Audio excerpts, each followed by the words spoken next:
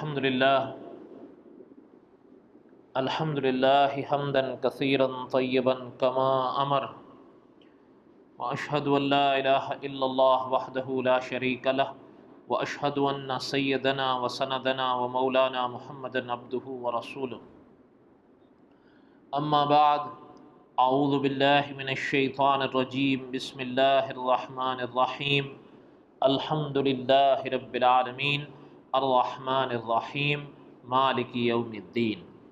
صدق الله العظيم وبلغنا رسوله النبي الكريم، ونحن على ذلك لمن الشاهدين والشاكرين، والحمد لله رب العالمين. اللهم صل على سيدنا ومولانا محمد وعلى آل سيدنا ومولانا محمد وبارك وسلم وصلی علیہ. تفسیر مکی. ہم نے تفسیر مکی کا سبق کل یہاں تک پڑھا تھا کہ شیخ فرماتے ہیں کہ اعوذ باللہ میں جو پناہ پکڑی گئی ہے وہ اس میں ذات کے ساتھ ہے، کیونکہ باقی اسماء صفات ہیں. الرحمن الرحیم یہ اسماء صفاتی ہیں. شیخ فرماتے ہیں تو اس کی علماء نے یہ وجہ لکھی ہے کہ دنیا میں قاعدہ ہے کہ کوئی چیز جس میں مضرت ہو اس میں تھوڑا سا نفع بھی ہوتا ہے. مضرت نقصان، جیسے ایک زہر ہے، ہندی میں اسے سنگیا کہتے ہیں. یہ اتنا شدید زہر ہوتا ہے کہ اگر کوئی سوئی کے ناکے کے برابر بھی اس کو کھا لے تو فوراً مر جائے، لیکن بعض لوگ اس کو استعمال کرتے ہیں.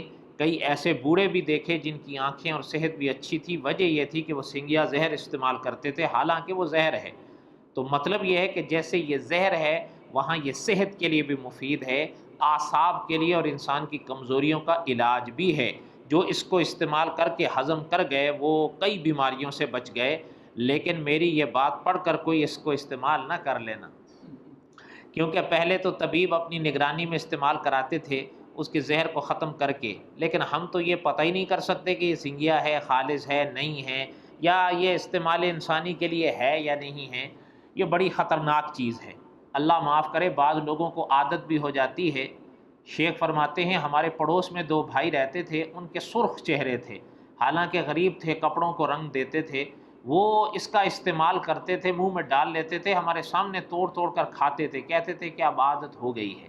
جیسے لوگ شراب کے عادی ہو جاتے ہیں، نشے کے عادی ہو جاتے ہیں، سگریٹوں کے عادی ہو جاتے ہیں. نہ پینے والے کے کمرے کے اندر سگریٹ پی لیں، وہ آدمی کمرے میں 3 دن داخل نہیں ہو سکتا. اس کے اثرات 3 دن تک محسوس ہوتے ہیں، حالانکہ پینے والے کو کچھ بھی احساس نہیں ہوتا. بعض اوقات پورے کمرے میں اتنا دھواں ہوتا ہے جیسے پرانے زمانے میں ریل کے انجن ہوتے تھے. شیخ فرماتے ہیں جیسے سانپ، دیکھیں کہ اللہ نے اس کے اندر کتنا زہر رکھا ہے، لیکن اللہ کی شان کے اس کے سر میں ایک منکا ہے، وہ زہر کا تریاق ہوتا ہے.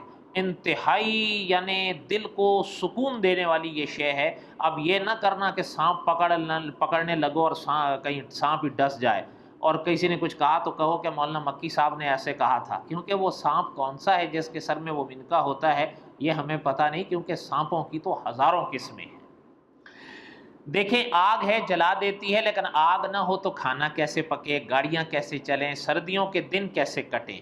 اصل میں اس ساری تفصیل سے حضرت ایک بات سمجھانا چاہتے ہیں کہ دونوں پہلو سامنے آ رہے ہیں، نقصان کا بھی اور نفع کا بھی. یعنی جیسے زہر کی ایک مثال دی ہے، جہاں زہر ہے وہ کئیوں کو فائدہ بھی دے رہا، آگ ہے وہ جہاں جلاتی ہے تو وہاں فائدہ بھی سینکڑوں طرح کے دے رہی ہے. وہ زہر کی ایک مثال حضرت نے دی، سانپ کے اس کی مثال دی. یہ مثال تینوں دے کر حضرت سمجھانا کیا چاہتے ہیں؟ فرمایا سمجھانا یہ چاہتا ہوں کہ ان ساری چیزوں میں تو یہ دونوں پہلو سامنے آ رہے ہیں، لیکن شیطان ایسا منحوس بدبخت ہے کہ اس کے اندر نقصان ہی نقصان ہے. اس کے اندر فائدہ نام کی کوئی شے نہیں ہے، کوئی پہلو ہی نہیں ہے. آپ کا دنیا کا میں کوئی دشمن ہوتا ہے، آپ اس کی وجہ سے ہوشیار ہو جاتے ہیں، اس دشمن کا کوئی نہ کوئی تو فائدہ ہوتا ہوگا. غفلت ہوئی تو اسی دن ہر دشمن کی دشمنی میں اور ہر ضرر والی شے کے ضرر کے ساتھ منفعت بھی ہوتی ہے، لیکن یہ شیطان ایسا ہے جس میں ضرر ہی ضرر ہے، فائدہ ہے ہی نہیں. شیطان کی مضرت جو یعنی اس کا نقصان، شیطان کی جو مضرت ہے یہ کاملہ بھی ہے، مطلقہ کے بھی ہے، یعنی ہر لحاظ سے یہ نقصان دہ ہے، کوئی پہلو اس میں فائدے کا ہے ہی نہیں. شیطان کی مضرت کاملہ بھی ہے، مطلقہ بھی ہے، کامل بھی ہے، ہر لحاظ سے بھی ہے، اس لیے ہم اللہ تعالیٰ کی ذات کے ساتھ اس سے پناہ پکڑتے ہیں۔ شیخ فرماتے ہیں کہ علماء نے لکھا ہے مضرت صوبی بھی ہوتی ہے کہ کپڑے وغیرہ پھٹ گئے، مضرت جسمی بھی ہوتی ہے کہ خدا نہ کرے ٹانگ وغیرہ ٹوٹ جائے، ایک مضرت روحی ہوتی ہے۔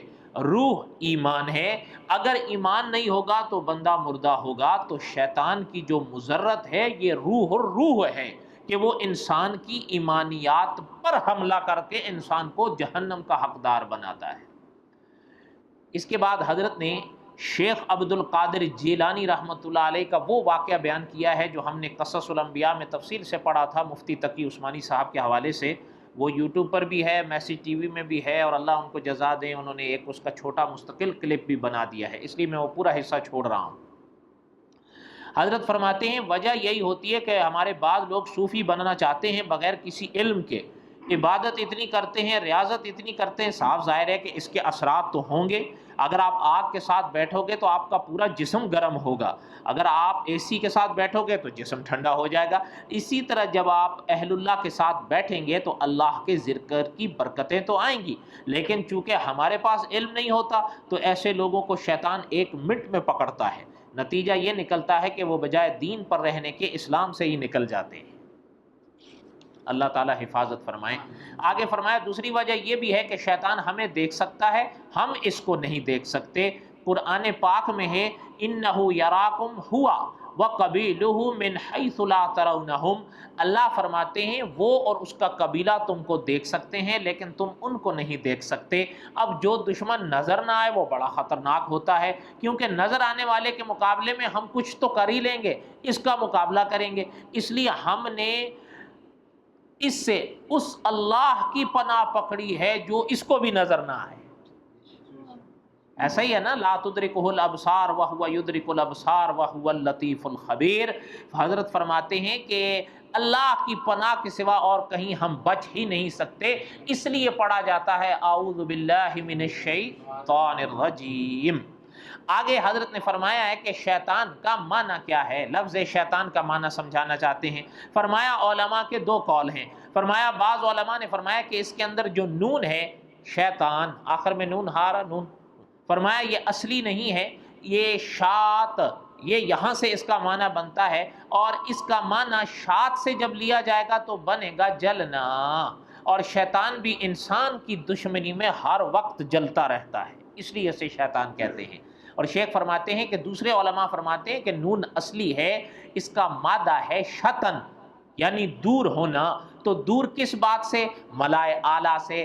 دور کس بات سے؟ اللہ کی رحمت سے۔ دور کس بات سے؟ انسان کی محبت سے۔ اس لیے شیطان کو شیطان کہا گیا کہ یہ ان تمام چیزوں سے دور ہے۔ بات سمجھ آ رہی ہے؟ پھر آگے فرمایا فَاخْرُجْ مِنْهَا فَإِنَّكَ رَجِيمٌ، اللہ نے فرمایا نکل جاؤ یہاں سے، قیامت تک تجھ پر میری لعنت ہے، اور لعنت کا معنی یہ ہوتا ہے اللہ کی رحمت سے دور ہو جانا۔ جب اللہ کی رحمت سے دور ہوا تو باقی کیا بچا، اسی لیے شیطان کہلایا۔ آگے حضرت نے رجیم کا معنی سکھایا ہے، آپ اور ہم کیا پڑھتے ہیں آخر میں اعوذ باللہ من الشیطان الرجیم۔ اب رجیم کا معنی سنیں، فرمایا رجیم رجم سے ہے، اس کا معنی ہوتا ہے مردود ہوا۔ اچھا یہاں پر حضرت نے ایک بڑا مسئلہ سمجھایا ہے، یہ سن لیں۔ شیخ فرماتے ہیں ہمارے بعض لوگ انجانے میں قرآن پاک ہوتا ہے نا ترجمے والا قرآن پاک، تو اس کے لیے یوں کہہ دیتے ہیں مترجم، اللہ تعالیٰ معاف فرمائے۔ شیخ فرماتے ہیں نعوذ باللہ، معنی یہ ہو جاتا ہے وہ قرآن جس کو پتھر مارے گئے، اس لیے مترجم کبھی نہیں کہنا ہے۔ اگر ترجمے والے قرآن کا لفظ ادا کرنا ہے مترجم، کیا مترجم بغیر شد کے، دیکھیں فرق صرف شد کا آ رہا ہے، شد لگا تو معنی کہاں چلا گیا، مترجم بغیر شد کے۔ آگے حضرت نے فرمایا کہ علماء نے فرمایا علوم 2 قسم کے ہوتے ہیں، ایک علوم زارہ اور دوسرے ہیں علوم نافعہ۔ اس کو یوں کہہ لو کہ بعض علوم رحمانی ہوتے ہیں، بعض علوم شیطانی ہوتے ہیں، اور اسی موقع پر مولانا منظور احمد چنوٹی رحمۃ اللہ علیہ فرمایا کرتے تھے ایک وحی رحمانی ہوتی ہے، ایک وحی شیطانی ہوتی ہے۔ جو سچے انبیاء پر آئی وہ رحمانی وحی تھی، جو ادھر آئی وہ کدھر، میں نے تو نام نہیں لیا۔ فرمایا کہ بعض علوم رحمانی ہوتے ہیں، بعض علوم شیطانی ہوتے ہیں۔ گانا بجانا، موسیقی، ناچنا یہ بھی تو علم ہے۔ ہر کوئی اٹھ کر کھڑا ہو جائے اور اچھلنا شروع کر دے تو اس کو ناچنا تھوڑا ہی کہیں گے، کیوں؟ ایسا ہی ہے، یعنی یہ بھی تو فن ہے۔ فرمایا تو اسی طرح علم نجوم ہے، علم جعفر ہے، یہ سارے علوم ہیں، لیکن یہ علوم زارہ میں آتے ہیں، علوم نافعہ میں نہیں ہے۔ یہ نقصان دہ چیزیں ہیں، فائدہ مند چیزیں نہیں ہیں۔ علوم نافعہ وہ ہوتے ہیں جن کا تعلق آدمی کے عقیدے سے ہو، جس کا تعلق آدمی کے ایمان سے ہو، جن کا تعلق آدمی کی عبادات سے ہو، اخلاق سے ہو، اقتصادیات سے ہو، اس کی دنیا کی بھلائی سے ہو، آخرت کی بھلائی سے ہو، اور وہ اسلام کے خلاف نہ ہو، یہ علوم نافعہ ہوتے ہیں۔ کیا ہوتے ہیں؟ نافعہ۔ اب اگلی ایک بات سنیے، شیخ فرماتے ہیں جتنے علوم زارہ ہیں جو نقصان دیتے ہیں، ان سب کا پرنسپل شیطان ہے۔ اور اس کی ایک بڑی آگے مثال حضرت نے لکھی ہے کہ علماء نے بڑی عجیب بات لکھی ہے کہ شیطان آگ سے بنا ہے، نار سے بنا ہے، تو جتنے بھی علوم زارہ ہیں، ناریاں ہیں، وہ سب شیطان نے کافروں کو سکھائے ہیں۔ دیکھیں مثال، اس لیے تو آپ دیکھیں نا کہ علوم ناریہ میں کافر کہاں جا نکلے ہیں۔ ہیڈروجن بم ہیں، میزائل ہیں، ایٹم بم ہیں، ان تمام کا تعلق آگ سے ہے۔ ابلیس نے یہ سکھائے ہیں کافروں کو، وہ آپ کو ہمیں کیوں سکھائے گا؟ آپ سوچ ذرا، دل لگتی بات کہیں، اگر ایک ہمارے اور آپ کا ایک ہو دوست، ایک ہو دشمن، جو فن آپ کو آتا ہے آپ اپنے دوست کو سکھاؤ گے یا دشمن کو سکھاؤ گے؟ تو اس کے جو دوست ہیں وہ کافر ہیں یا مسلمان ہیں؟ اس لیے شیخ فرماتے ہیں، علماء نے فرمایا کہ یہ جتنے بھی ہیں نا، ان کا پرنسپل یہ تھا، اس نے یہ سارے ان کو سکھائے۔ بات سمجھ میں آ رہی ہے نہیں سمجھ میں آ رہی ہے؟ یہ اعوذ باللہ من الشیطان الرجیم کے ضمن میں حضرت نے سمجھایا ہے۔ اور ایک بات چلتے چلتے اور بھی میرے ذہن میں آئی، وہ بھی سن لیں، وہ تو یہاں پر نہیں ہے، شاید دوسرے موقع پر آئے گی۔ حدیث شریف میں مفصل حدیث ہے، آخر میں اس کا صرف ایک حصہ میں لے رہا ہوں کہ یہ ایک ایسا انسان کا دشمن ہے، ایسا مسلمان کا دشمن ہے، یہ ایسا حضرت آدم کی اولاد کا دشمن ہے کہ اخیر وقت تک یہ مسلمان کا، انسان کا پیچھا نہیں چھوڑتا۔ حتیٰ کہ اس حدیث شریف میں اخیر میں فرمایا گیا ہے کہ جب انسان کا آخری وقت ہوتا ہے نا، تو شیطان اس کے جتنا قریب آ جاتا ہے اتنا ساری زندگی اس کے اتنا نہیں آتا۔ اب فیصلہ تو اب ہونے چلتا ہے نا، اس لیے کہ اعتبار خاتمے کا ہوتا ہے۔ اسی لیے اپنے ہے نا مفتی تقی عثمانی صاحب، ان کے والد صاحب تھے مفتی شفیع صاحب رحمۃ اللہ علیہ، ان کے عزیز تھے مولانا نعیم صاحب دیوبندی رحمۃ اللہ علیہ، یعنی زمانہ گزر گیا، فوت ہوئے۔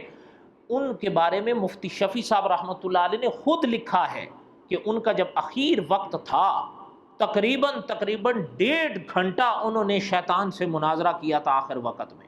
وہ مناظرہ مفتی شفیع صاحب رحمۃ اللہ علیہ نے آنکھوں سے دیکھا ہے اور خود قلم بند کیا ہے، وہ لگ بھگ 28 صفحات میں ہے۔ پھر آخر میں مرثیہ حضرت نے شامل کیا کوئی تقریباً 32 صفحات کا، وہ رسالہ ہے، اس کا نام ہے موت کے وقت شیطانی دھوکہ۔ دعا کریں اللہ تعالیٰ حفاظت فرمائیں۔ یہ ساری چیزیں اعوذ باللہ من الشیطان الرجیم کے باب میں اکابر نے لکھی ہیں، بقیہ تفسیر مکی انشاءاللہ کل۔ وما علینا الا البلاغ المبین، وصلی اللہ تعالیٰ علی خیر خلقہ محمد وآلہ واصحابہ۔ الہ العالمین جو کچھ کہا گیا سنا گیا آپ قبول فرمائیں، کہنے سننے کے بعد ہم سب کو عمل کرنے کی توفیق نصیب فرمائیں۔ وصلی اللہ تعالیٰ علی خیر خلقہ محمد وآلہ۔